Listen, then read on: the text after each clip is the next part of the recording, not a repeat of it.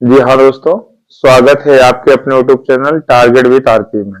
दोस्तों आज की क्लास में हम लोग पढ़ेंगे त्रिकोणमिति रेशियो, जिसे हम टी रेशियो के नाम से जानते हैं। पहले वीडियो हमने बता भी दिया है। और आज त्रिकोणमिति रेशियो में हम सिर्फ 45 डिग्री के विषय में पढ़ेंगे कि जितने 6 रेशियो हैं उनमें से सबका 45 डिग्री में वैल्यू क्या होती है। तो आपका टॉपिक है टी रेशियो ऑफ 45 डिग्री। ठीक है, तो आइए देखते हैं। यहां सबसे पहला काम क्या है, आपको एक राइट एंगल ट्रायंगल बनाना है, मीन्स समकोण त्रिभुज बनाना है। ठीक, समकोण त्रिभुज, ये आपका समकोण त्रिभुज बन गया। और इसमें क्या करना है, एक एंगल को आप कितना रखना है, 45 डिग्री रखना है, 40, और ये आपका 90 डिग्री होगा ही। अब आपको पता है कि त्रिभुज के तीनों कोणों का योग 180 अंश होता है। जब त्रिभुज के तीनों कोणों का योग 180 अंश हो गया, ये 90 हो गया, ये 45 हो गया, तो बचा हुआ कोण भी 45 होगा। मीन्स कि ये दोनों कोण बराबर हो जाएंगे। जब दो कोण बराबर हो जाएंगे तो किसी भी त्रिभुज में जब दो कोण बराबर होते हैं तो बराबर कोण के सामने की भुजाएं भी बराबर होती है। बराबर कोण के सामने की भुजाएं भी बराबर होती है। तो ये वाली भुजा और ये वाली भुजा क्या हो जाएगी, बराबर। तो मान लीजिए इस भुजा को हमने मान लिया ये, इस सॉरी एक्स, और इस भुजा को भी मान लिया हमने एक्स, और इस ट्रायंगल का नाम हमने दे दिया ए बी सी। ठीक, इतना काम कर लेंगे। बस ध्यान ये गलती नहीं करना है, मतलब जब ये 45 होगा तो ये भी 45 होगा, क्योंकि त्रिभुज के तीनों कोणों का योग 180 अंश होता है।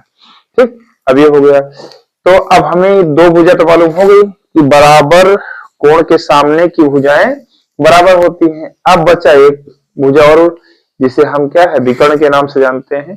तो विकर्ण को ज्ञात करने के लिए हम सबसे पहले यहाँ पे क्या लगाएंगे, पाइथागोरस प्रमेय लगाएंगे। क्या लगाएंगे, पाइथागोरस प्रमेय। पाइथागोरस प्रमेय। अब पाइथागोरस प्रमेय लगाएंगे। पाइथागोरस प्रमेय क्या होता है, कर्ण स्क्वायर बराबर लंब स्क्वायर प्लस आधा स्क्वायर। ठीक है, तो अब आप यहाँ पे लंब किसी भी मान सकते हैं, क्योंकि हमने कहा था कि कोण के सामने वाली भुजा लंब होती है। ये 45 है, इसके सामने वाली भुजा ये भी 45 है, इसके सामने वाली भुजा, तो किसी को भी लिख सकते हैं, दोनों बराबर भी है, कोई फर्क पड़ने वाला नहीं है। ठीक है, तो कर्ण का नाम क्या है, एसी। कर्ण का नाम क्या है, एसी स्क्वायर। लंब आपका है बीसी। बीसी की वैल्यू क्या है, एक्स, प्लस आधार है एबी। एबी की वैल्यू क्या है, एक्स। ठीक है, यहाँ एसी स्क्वायर एक्स स्क्वायर मिलके 2x स्क्वायर। ठीक है, यहाँ पे ये स्क्वायर है, इधर जाएंगे तो स्क्वायर रूट हो जाएगा। तो AC इक्वल टू हो जाएगा 2x स्क्वायर अंडर रूट के अंदर। ठीक है, इसकी वैल्यू जब निकालेंगे तो आएगा √2x। x 2 है, उसका तो स्क्वायर रूट निकल जाएगा, लेकिन 2 का नहीं निकलेगा तो स्क्वायर रूट में ही रहेगा। मीन्स AC की जो वैल्यू आई है, AC की जो वैल्यू आई है वो आई है √2x। मीन्स आपका विकर्ण जो आया है वो कितना आया है, √2x। इस विकर्ण की वैल्यू कितनी हो गई, √2x। ठीक है, अब हमें त्रिकोणमिति रेशियो, टी रेशियो में जितने रेशियो हैं सभी रेशियो के मान से इसके मान ज्ञात करना है। जैसे पहला रेशियो है, जो फर्स्ट है, वो है साइन 45। साइन 45 की वैल्यू क्या होती है, तो हम जानते हैं साइन थीटा बराबर होता है लंब बटे कर्ण। क्या होता है, लंब बटे कर्ण। ठीक है, तो यहां पे लंब क्या है, लंब है BC। लंब क्या है, BC, और कर्ण क्या है, कर्ण है AC। ठीक है, तो BC की वैल्यू जो है वो है x, और कर्ण की वैल्यू क्या है, AC की वैल्यू है √2x, x x cancel out हो जाएगा तो बचेगा क्या, तो 1/√2 मीन्स साइन 45 की डिग्री क्या होती है, 1/√2। इसी तरह सेकंड जो है वो है cos 45, cos 45 की वैल्यू क्या होगी, तो हम जानते हैं cos थीटा बराबर होता है आधार बटे कर्ण, क्या होता है, आधार बटे कर्ण।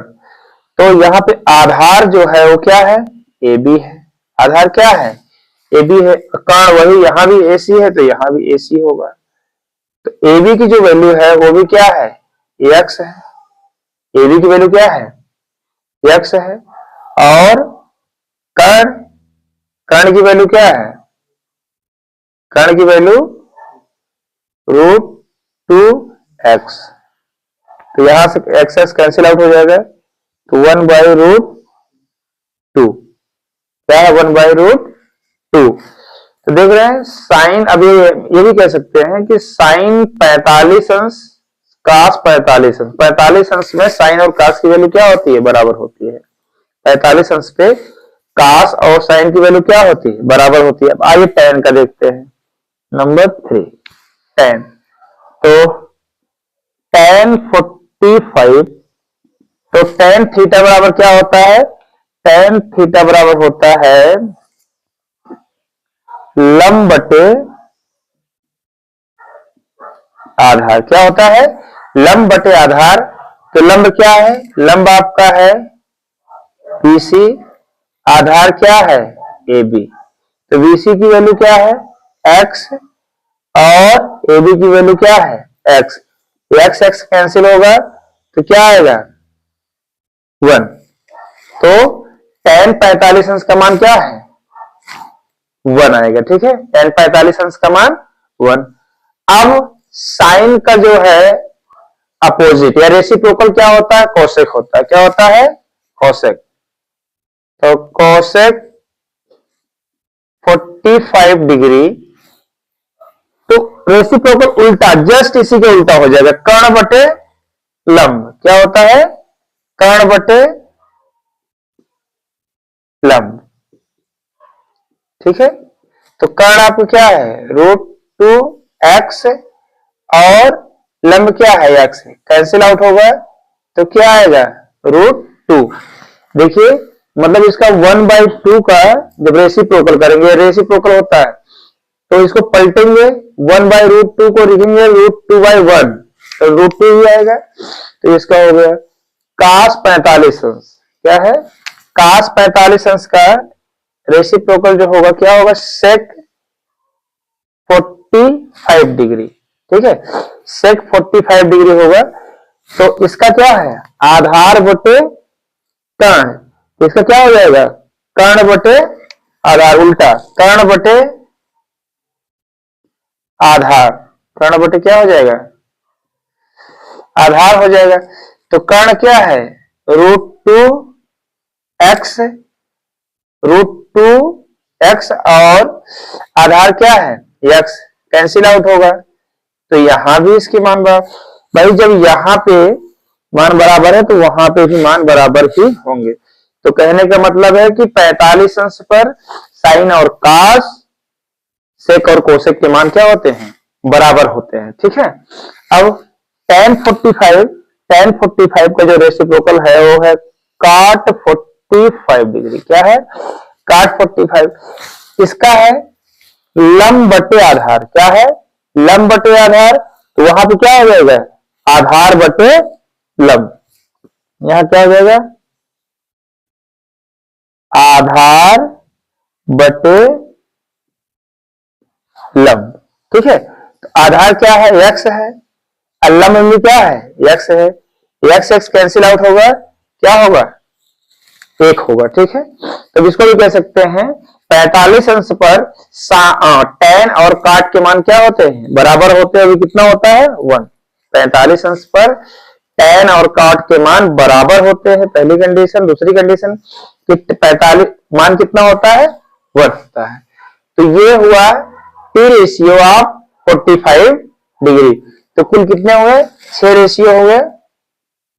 तो आपके ये 6 रेशियो हुए और 6 रेशियो में सभी का जो है वैल्यू निकाल दिया गया है। इसी तरह से अब हम लोग अगले नंबर निकालेंगे टी रेशियो ऑफ 30 डिग्री।